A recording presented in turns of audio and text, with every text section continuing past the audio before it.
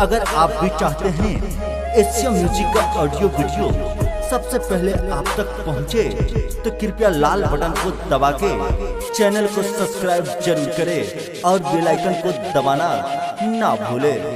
अरे मिला सैया बाबना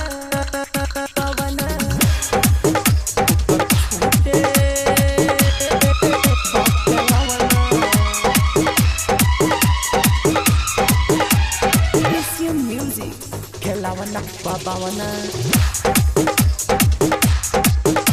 मिला सैया बाबना ठोकर छोटे बाखेलावना।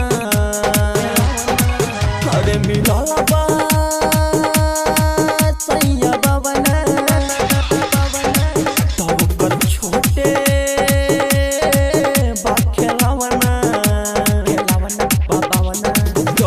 भइल बावे हमारो जे गवना। अरे नासे नहीं मुना ओढ़ना बिछावना मिला सैया बाबना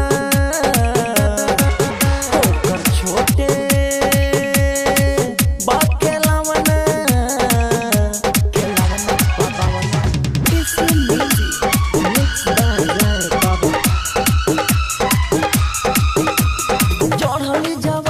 दराइल जो बनावा 16 सिंगारा लागे कम हो।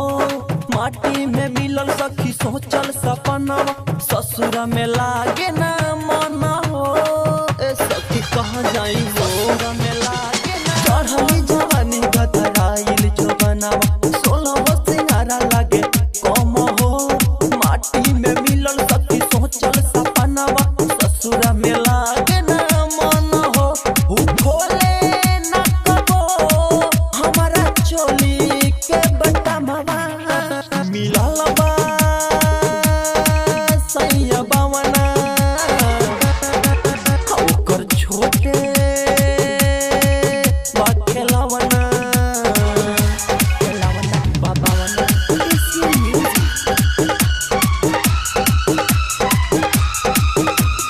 घरे न पाजा लेला न माजा साजा में जिंदगी कटता। केतनो लुभाई सखी केतनो पोलाई सैया न छतिया से साटता बढ़ता सब हो। सुन ना घरे न पाजा लेला न माजा साजा में जिंदगी कटता। केतनो लुभाई सखी केतनो पोलाई छतिया से सैया न साटता। दीपक जय बीबे कहो माने न कहनवा मिला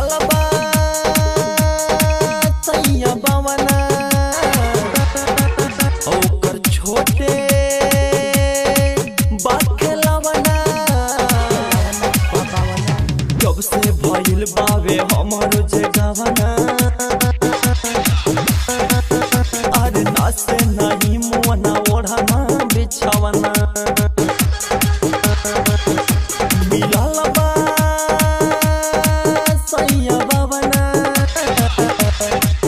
ओकर छोटे बाखेलावना। Recorded by Aradhya Recording Studio, Kaithawaliya।